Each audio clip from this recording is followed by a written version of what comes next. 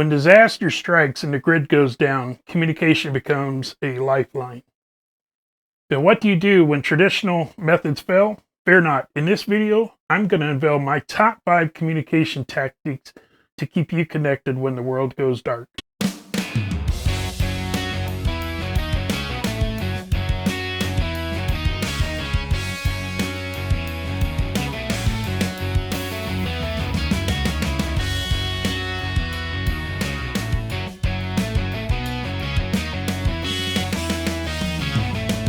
Welcome back, survivors. Today we're diving deep into the essential art of communication during grid down scenarios.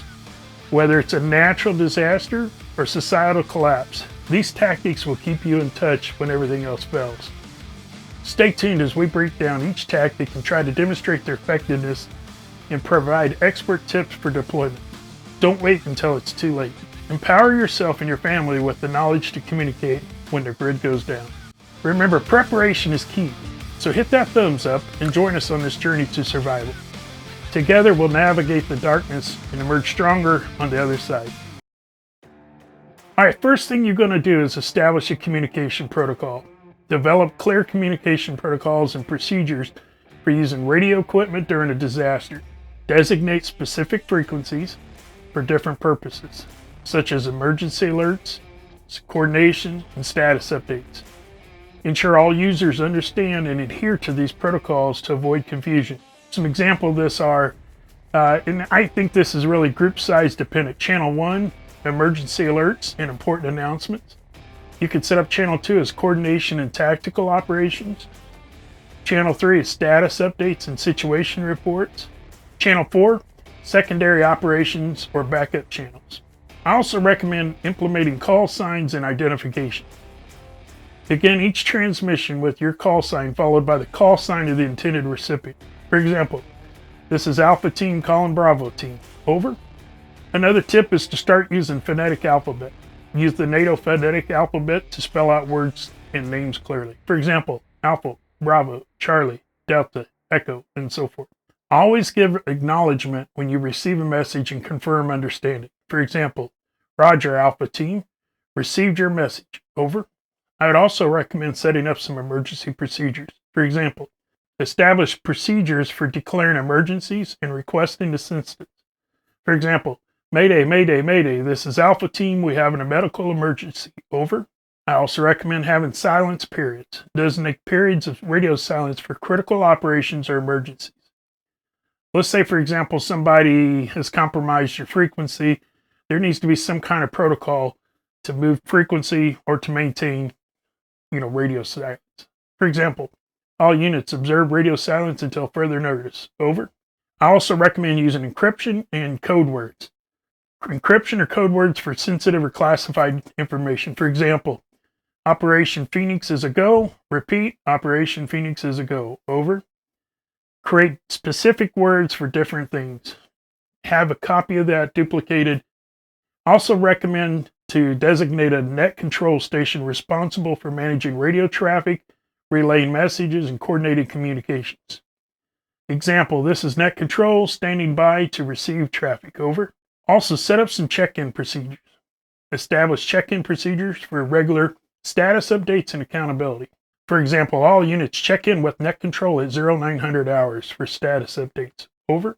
I also recommend concluding each transmission with the standard over or out signal to indicate whether a response is expected.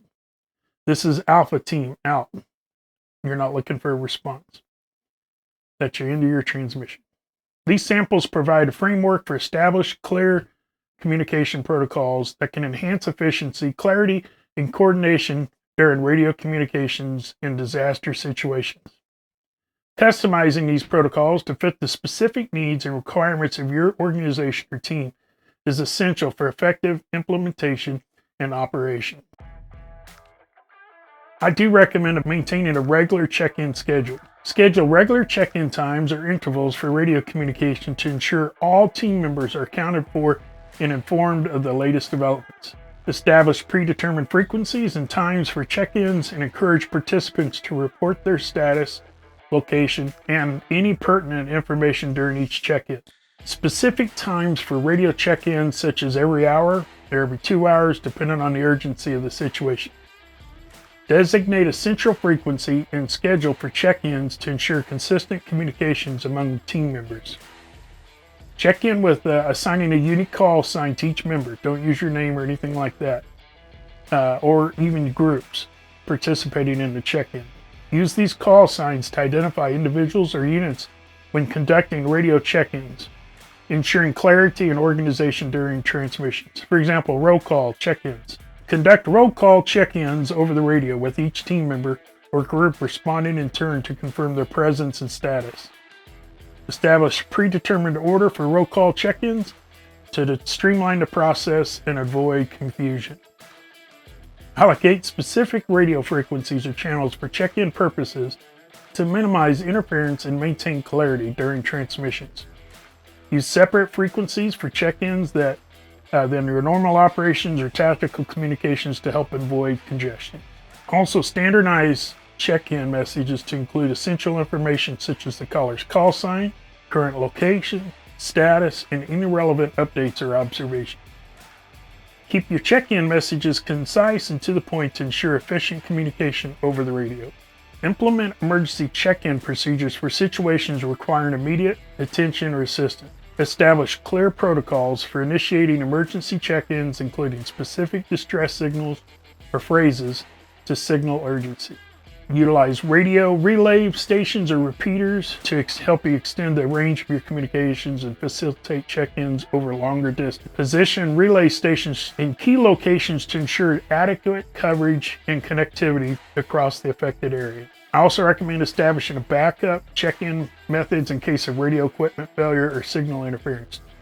These methods may include using alternative communication devices such as sat phones or handheld radios, or deploying mesh-based radios for remote check-in locations. It's also advised to maintain detailed check-in logs or records to document radio communications and track the status of team members throughout the disaster response.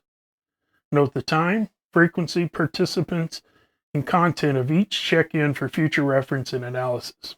I do recommend conducting regular radio drills and training exercise to familiarize team members with check-in procedures, practice communication techniques, and also to identify any issues or challenges that may arise during the actual emergency. Use these drills to refine and improve radio communication skills in preparation for real-world scenarios. All right, tip number 3, conserve battery power. You need to prioritize battery conservation to prolong the operational life of the radio equipment during extended emergencies. Turn off radios when not in use, adjust power settings to the lowest necessary level, and carry spare batteries, or even have some alternative power sources such as solar chargers or portable generators when necessary to help you replenish your energy supplies as needed. Utilize radios with easier charging capabilities over radios that do not. All right, tip number 4. Practice effective communication techniques. Train users in effective communication techniques to optimize clarity, brevity, and accuracy over the radio. Emphasize the use of standard phonetic alphabets such as the NATO phonetic alphabet to spell out words and names clearly.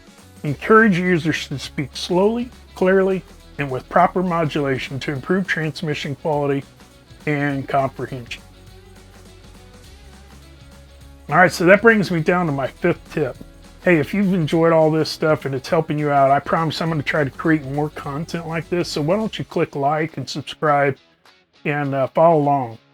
All right, your 5th tip. I always said 2 is 1, 1 is none. Always establish a backup communication plan.